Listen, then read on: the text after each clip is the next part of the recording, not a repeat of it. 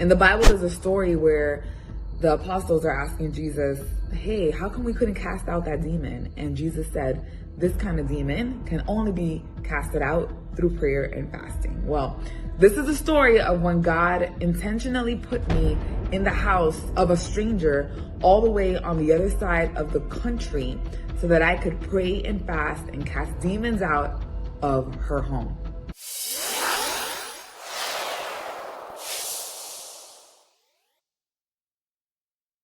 Hello, my name is Saril Vasquez, and I'm a multi-certified functional medicine practitioner that believes in holistic healing. I help women reverse hair loss naturally using diet, supplements, and lifestyle practices. But I have this YouTube channel because I believe in holistic healing, and I think a lot of the situations that we encounter with disease and any kind of obstacle, lack of breakthrough in our life has a lot to do with the spiritual world.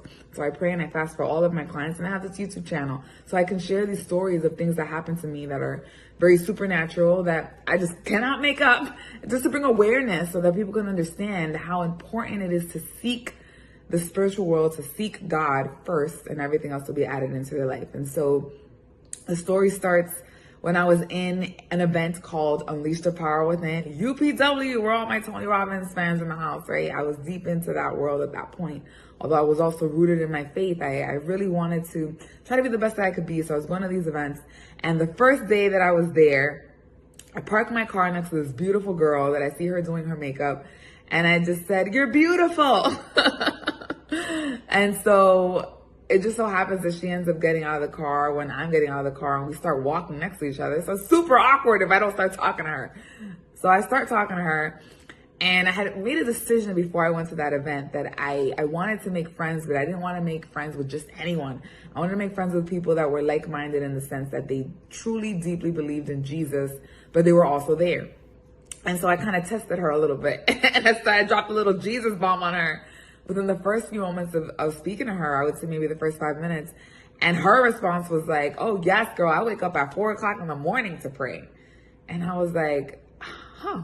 At that point, God had been trying to convince me, or not convince me, but explain to me or expose to me that he wanted me to do that as well. And he used her to confirm that. If you watch my last video, I talk about that, where he was putting these different tidbits in my life in a book and a sermon with her to show me like, hey, if you do this, another door of blessing is going to come into your life. And so think about that. If there's something in your life that God keeps trying to ask you, like, hey, I really want you to do this, and you're not doing it, what are you actually saying no to? Because you think you're saying no to that, but you could be saying no to so much more what God has in store if you're able to be obedient in that sense. But nonetheless, I was like, listen, I'm a VIP. I have a bunch of friends that are there. They're holding seats for people. Come and sit with me, because we were late.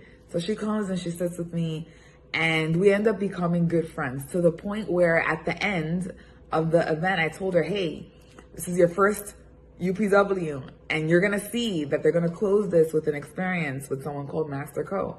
And he's going to lead everyone through a meditation. And I've read some books that say you really shouldn't be meditating and blanking out your mind if you're a Christian, because when you blank, the Bible doesn't say meditate the way that Hindu people do and Buddhist and other religions. It says meditate on the word, no blanking out of the mind. And the last time I was at UPW and they did this, I didn't participate, but I stayed.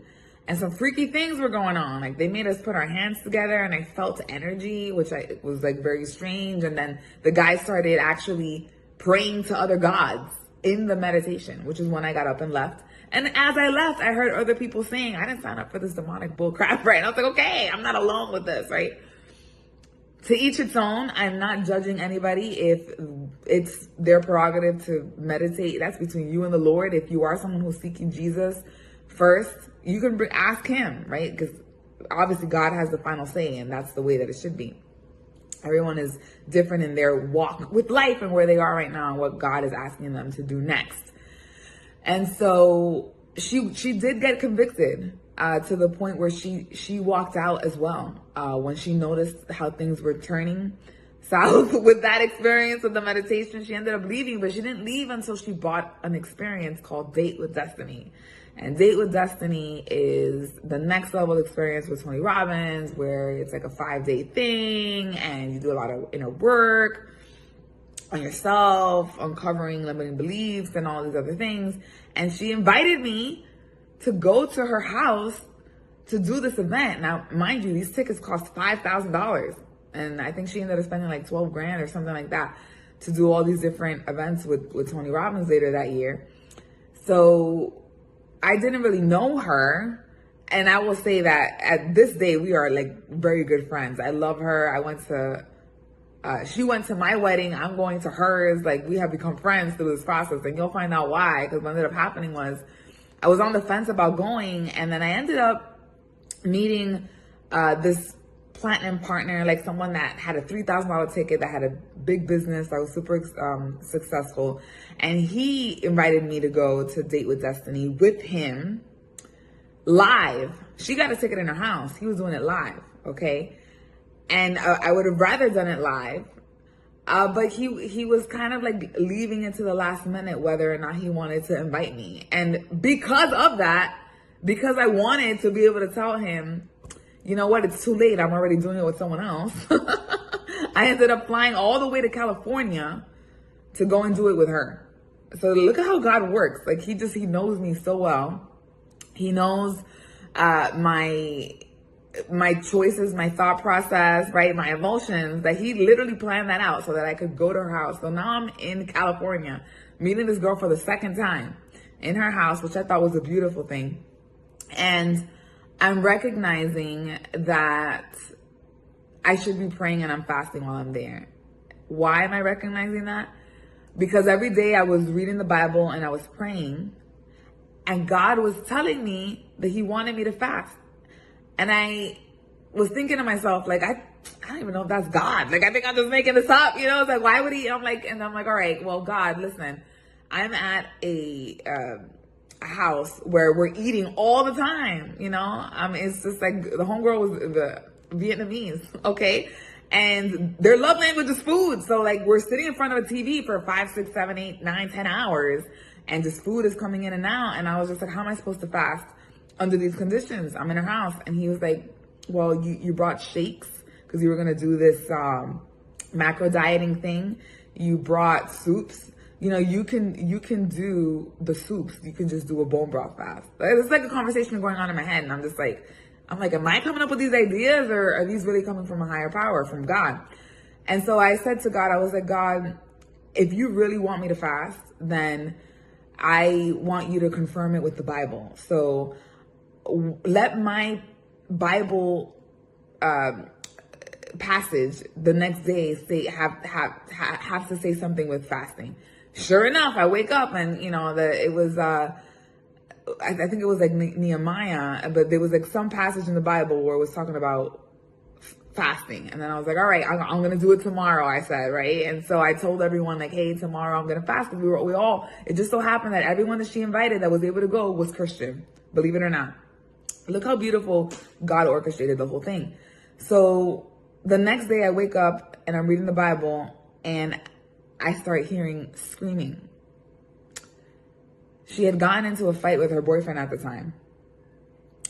And when I felt that energy, God said to me, it's not her, it's demonic. There is a demonic influence in this home. And I was like, oh, that's why God wanted me here. Like this Christian girl that she doesn't even know that flew across the country. He wanted me here for her. And so her boyfriend storms out, locks the door, whatever, slams the door. I come over to her. I'm like, what's going on? Are you okay?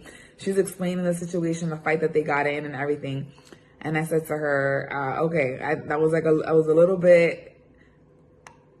a little bit much, but it wasn't you, because God revealed to me that there's a demonic interference going on with this whole situation. And I think that this is the reason why, God maybe wanted me to fast. And so we're just going to pray for you, And so when her other friends came in, we told them what happened. We told them about how they were fighting. And there were other things that happened in her life around that time. Like things were breaking in the house. There were like different things that were just not unexpected and inconvenient. And so her friend Nikki, who I'm also friends with, that came to my wedding as well, she ends up saying, well, let's pray right now, right? And so we all prayed for her, to try to help her feel at peace before we got into the Tony Robbins agenda for the day. We were trying to pray over her so that she could feel relief from that whole experience that was very negative and very somewhat traumatizing, in the sense that it was just unnecessarily negative at that moment in her relationship and in her life. And so when we were all praying for her, I felt like God said to me, anoint her home. Okay. And I said at the end of the prayer, I was like, God's telling me that we need to pray all over your house and we need to anoint your home and we need to pray over it. And so she said, you know what? This used to be my grandmother's house. And right here in this living room where we're all sitting, it used to be a Buddhist shrine. Like there used to be like statues, Buddha things. And I was like, and then God said to me in my head, that's why you're there. And I was like, wow, that's unbelievable, but believable, right? And so we prayed over the whole home and we felt a peace come over us, and to the point where a few days later, God told me to fast again. And I was just like, are you serious? Like, I was just like, I'm on vacation, God. Like, what are we doing here? And I told the girls, and then they were like, well, you know what, we'll do it with you. And it was actually my friend Angie's first time doing a fast like that. And so three of the four of us ended up fasting. And, we did like a liquid only fast. And then at the end of that fast, Nikki, who I revered, because as I got to know her more, I noticed that she was a woman of God that even fasted 40 days, juicing only, you guys. That's intense. And I said to myself, my goodness, like, I want to be like that. Like, that's what level of commitment is that? That's amazing. And so that lady, Nikki, she suggested that we all pray for each other before the fast would end. And so we all prayed for each other, and Nikki prophesied over me. And she said that God was talking to me and that I need not doubt it. He said, I'm talking to you. Do not doubt it. If you ever have any doubts, just go back to the Bible and confirm it with the Bible. And she also said that I was going to get married, that God already had a husband for me and I was going to get married. And 6 months later, you guys, I met my husband. Okay. And then she also said that God was going to bless me with a business or some kind of storefront. And my husband, believe it or not, started a business here in Florida within a couple years of living here that has been doing well. And so the prophecies were coming true. And that second fast, I believe, was for me, like for God to reveal those things to me, for him to develop me in a different way with my ability to know his voice and follow his path for me. And so later on, when I got home and I'm just living my normal life now, I am trying to pray. And then I hear in my head, stand up and pray. As I'm kneeling and I'm hearing that. And I was like, man, I'm like, that was such a random thought. I think I just made that up. But I was like, you know what? Let me see if this is God. And I said, you know what, God, I'm listening to this song right now. If that was you and you want me to stand up, make the song say something about standing. Sure enough, you guys, I go and look at the name of the song. The song is called The Stand. Okay, I think it's by Hillsong or something, and it was a mashup of two different songs, and the song was literally called The Stand. And so I started laughing, and I stood up, and I was like, "Wow, like you're really talking to me. Like that is so funny." So I stood up and I prayed, and in the next video, I'm gonna share a story where God spoke to me again, but this time within those commands and that experience, there was a divine healing that took place. And so I hope you guys tune into the next video, and thank you for watching Faith Forward.